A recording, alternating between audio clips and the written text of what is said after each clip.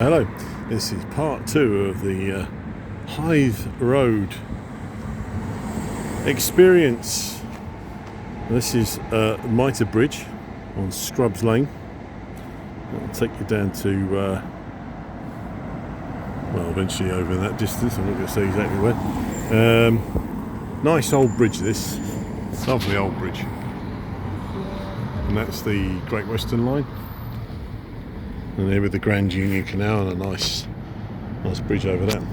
So this footpath will take me along and show the backs of the buildings that I was in my previous video, in which I was looking down on Hythe Road, and that was because the buildings there are under threat, or potentially under threat, because Car Giant, who have owned a lot of those buildings, old industrial buildings, basically are going to eventually cease operations within the next few weeks or so, I believe. It's now late April 2026, so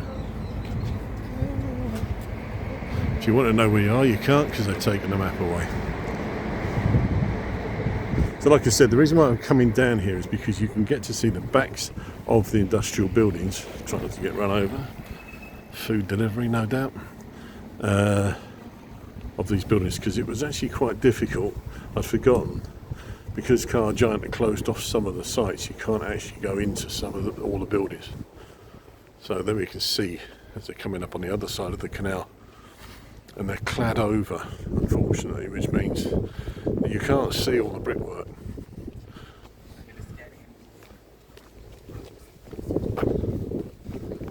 So as I said in my previous video, towards the end is the fact that you can't, some people will come down and go, well, I can't see anything particularly interesting about these buildings because, you know, they look quite modern, and that's because the cladding is covering over an older building. That's why it's no obvious, really. Over on this,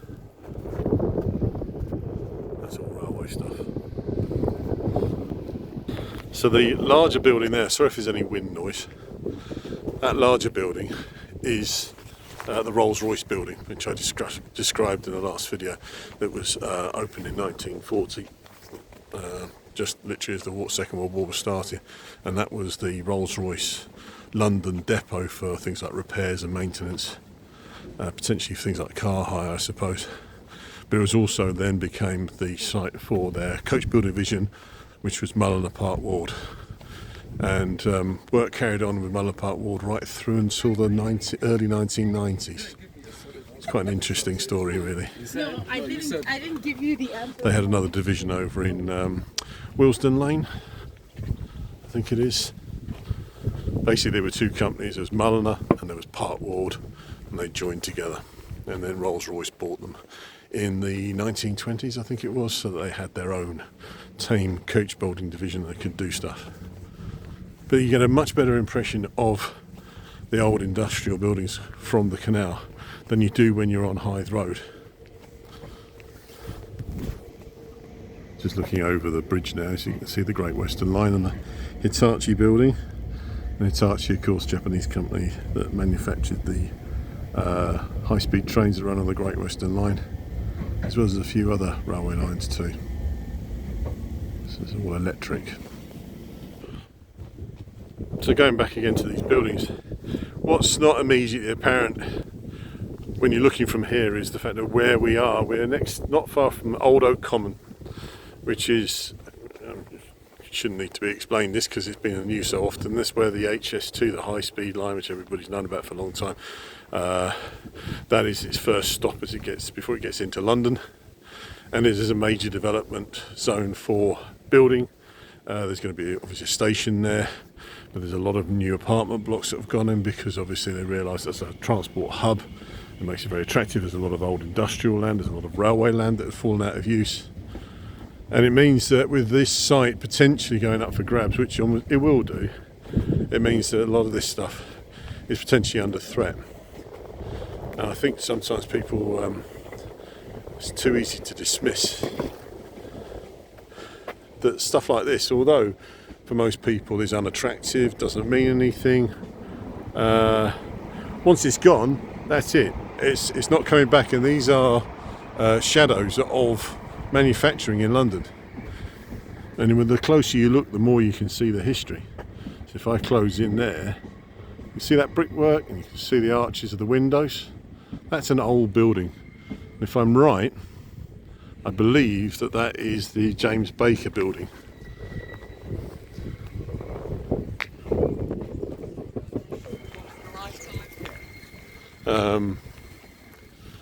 Which made equipment for the baking industry.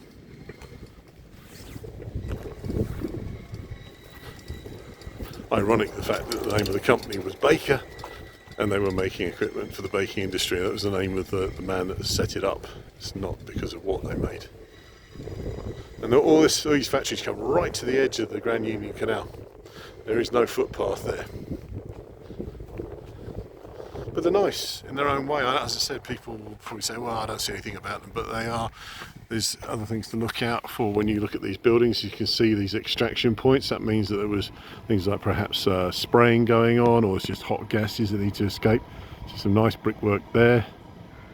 So these buildings here, some of them, the core buildings, like the one I'm looking at the moment with that graffiti on the side of it, that is probably from the 1890s.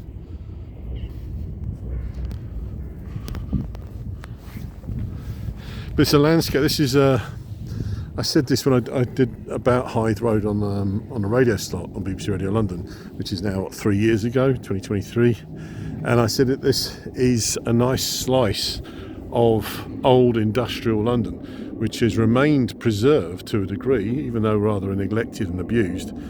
It's remained, whereas a lot of other bits of industrial London have been either prettified or knocked down, turned into apartments, turned into offices, all sorts of things. But these are still pretty much as they were. They haven't been altered that much because they were just used for storing cars, second-hand cars. This is what Car Giant did.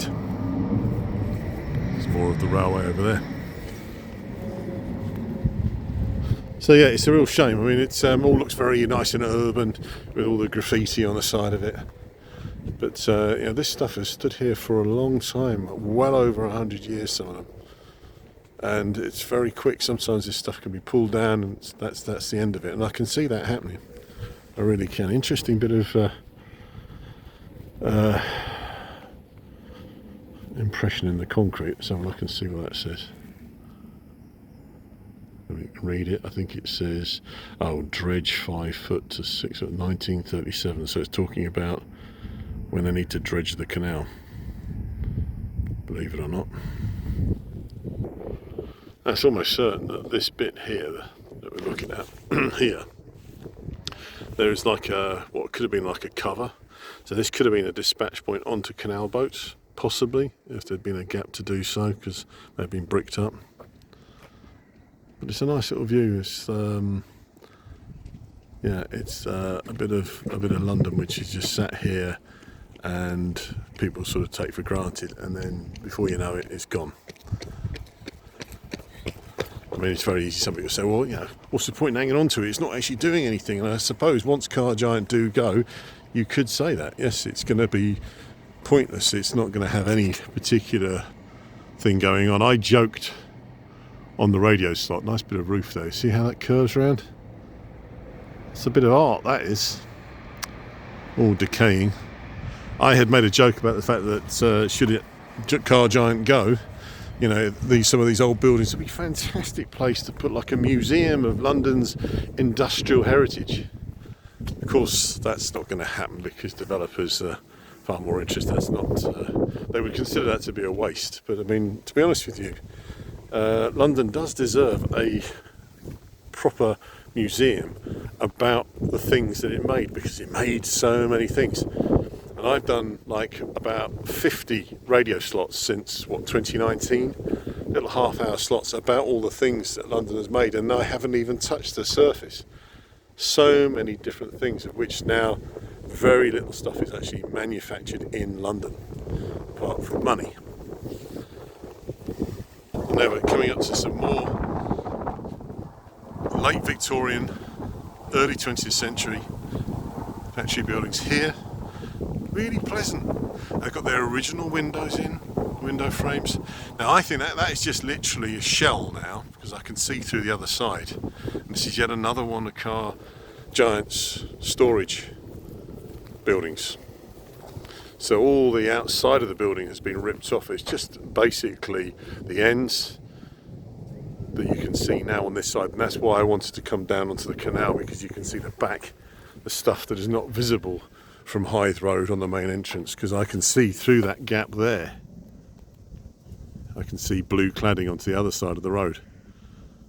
So this, I'm not sure exactly which factory this was. It may have been part of James Baker's. It may have been part of the stationery works for J. Lyons and Company, which I described in the last video at the start of it. This is obviously the scaffolding company. That was in my first video. I can see all the scaffolding poles. Not a lot to see there. That's all gone. There should be another little bit as we go along. But it's beautifully quiet. It's just Sunday afternoon. It's late Sunday afternoon in April. And you can hear birds singing. It's really, really quite nice in its own way. That's the thing about old industrial areas that have either sort of changed purpose or they've fallen into neglect. There is a strange beauty to them, you know. But these things can be lost so quickly. And so, you know, this pleasant walk along the canal, it can still be pleasant, but there's no signs of how things used to be. It's just going to go. Now, I'm not one for saying you just got to hang on to things to preserve things, just keep things sort of preserved in aspect. There's obviously no point in doing that.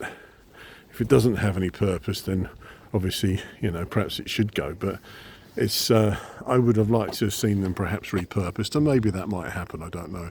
So looking over the top there, you can see some typical roofs of old industrial buildings and some chimneys, steel chimneys.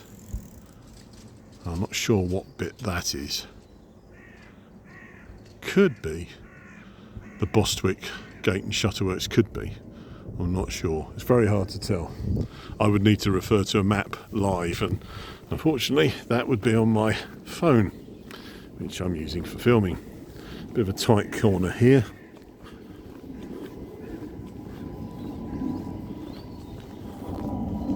So I'd mentioned Old Oak Common a bit earlier, and those towers there, which were put up in the last, I don't know, 3 or 4 years, that's sitting on the site of what used to be a hostel for British Rail workers working in the Old Oak Common depot, which was like a sort of marshalling area. You know, a train going through there now. So that's how close the Old Oak Common area is to this another potential development area. You'll lose all of this, all this lovely green, which is there only because it's been neglected. But it makes it so nice. So it's potentially under threat as well, that. And I know I might sound like, well, I've got no proof that that's going to happen, but it's often inevitable, really. You go and have a look at old areas of London with old buildings, and it's like you can almost work out what's going to happen.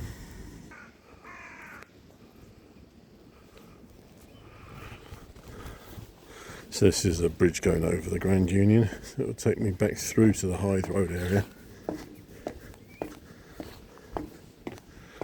It's all a bit knocked about.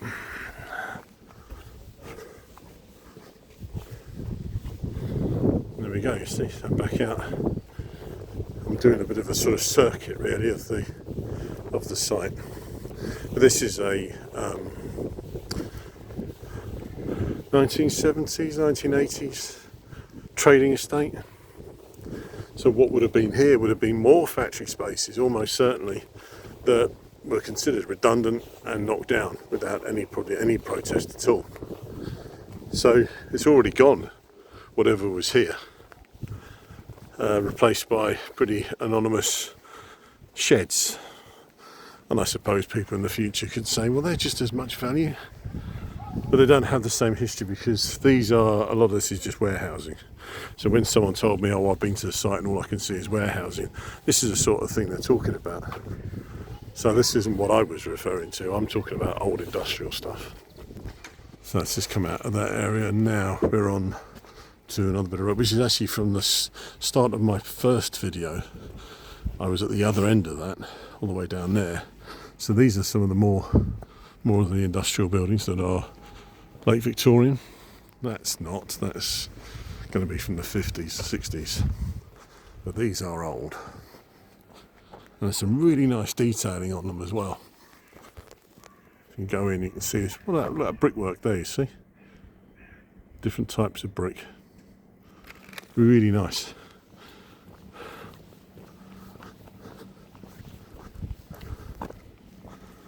Now, if I've got my wits about me, what I could possibly do is to try and put in the notes what certain buildings were at different time periods in the video.